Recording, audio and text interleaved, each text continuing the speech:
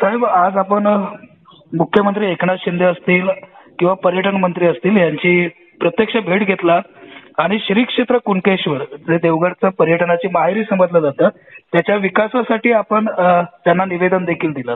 नेमकं काय चर्चा झाली आपल्या दोघांमध्ये?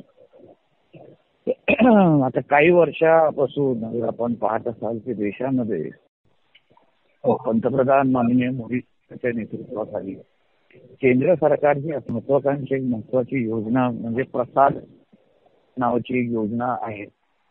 त्या योजना अंतर्गत जी विविध धार्मिक स्थळं आहेत त्या धार्मिक स्थळांचा विकास करणं आणि त्याचबरोबर त्या माध्यमातून पर्यटनाला चालना देणं अशी दोन उद्दिष्ट त्या योजनेची आहेत.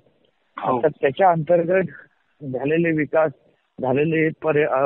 म्हणजे राम मंदिरचं निर्माण एक, दुसरं काशी विश्वनाथ आणि तिसरं आता हल्ली अगर आपण पाहिलं असेल की उज्जैन मध्ये महाकाल जो मंदिराचा जो कॉरिडॉर तयार करण्यात आला आणि त्याचं उद्घाटन स्वतः पंतप्रधानांनी केलं. या सगळ्या पर्यटन स्थळाचा विकास त्याच दृष्टिकोनातून केलेला आहे आणि त्याच योजनेच्या अंतर्गत केलेला आहे. आता हल्लीमध्ये अगर काही दिवसाअगोदर तुम्ही पाहिलं असेल की महाराष्ट्र सरकारचे मुख्यमंत्री माननीय एकनाथ शिंदे साहेब आणि उपमुख्यमंत्री माननीय देवेंद्र फडणवीसजी यांनी अशी घोषणा केली की केंद्र सरकारच्या ह्या योजनेवर त्याच पावलावर पाऊल टाकून महाराष्ट्र सरकार पण काही महत्वाच्या असे पर्यटन स्थळांचा विकास त्या निमित्ताने करणार आहे. बरोबर. म्हणून आज मी सन्मान्य राज्याचे मुख्यमंत्री एकनाथ शिंदे साहेब आणि राज्याचे पर्यटन मंत्री सन्मान्य लोढाजी आणि काही दिवसा अगोदर स्वतः देवेंद्रजींची पण या संबंधी चर्चा केली होती की जे आपल्याकडे कोकणात काशी म्हणून ज्याला ओळखलं जातं, कुणकेश्वर सारखं एक महत्वाचं धार्मिक त्याचबरोबर पर्यटनाला आकर्षित करणारं एक महत्वाचं स्थळ आपल्या कोकणात आहे, आपल्या देवगडात आहे.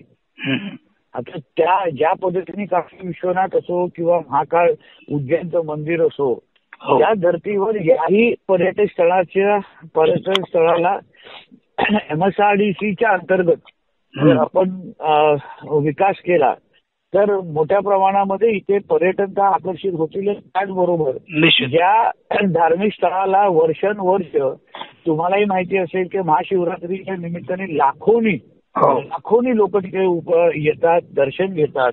ते पर्यटन स्थळाचा पूर्ण कॉरिडॉर अगर आपण व्यवस्थित पद्धतीने विकसित केला तर देवगड आणि सिंधुदुर्ग या सगळ्याचा विकास अतिशय मोठ्या प्रमाणामध्ये होईल. हल्लीमध्ये अगर आपण ऐकलं असेल की मी मत्स्य विद्यापीठ हे आपल्या देवगडमध्ये येते आणि ते पण विजयदुर्ग या भागामध्ये येत आहे. आता एका बाजूला मत्स्य विद्यापीठ येत आहे आणि दुसऱ्या बाजूला म्हणजे देवगडचा हा भाग अगर आपण सायनाथजी बघितलं असेल की देवगडच्या पवनचक्कीच्या गाड्यांचा विकास झाला तिथे तिथपर्यंत पर्यटक येतात. तो तिकडे आलेला पर्यटक खालती उतरत नाही, दुसऱ्या भागामध्ये जात नाही. आणि म्हणून मी असा विचार केला अगर त्या धर्तीवर अगर कुणकेश्वरचा हा पूर्ण भाग कॉरिडॉरच्या निमित्ताने ह्या विविध अशा योजनांच्या माध्यमातून अगर विकसित झाला तर त्याचा फायदा मोठ्या प्रमाणामध्ये देवगड तालुक्याला होईल. आणि म्हणून हे पाऊल आज मी उचललेलं आहे. आता मी स्वतः दिल्लीला आता पोहोचलेलो आहे आणि उद्या या खात्याचे संबंधित मंत्री जे आहेत रेड्डी त्यांना भेटून या प्रसाद नावाच्या योजनेअंतर्गत आपण अजून या तीर्थस्थळाचा किंवा कुणकेश्वरचा कसा विकास करू शकतो त्याची ही चर्चा माझी उद्या सकाळी त्यांच्याबरोबर आहे.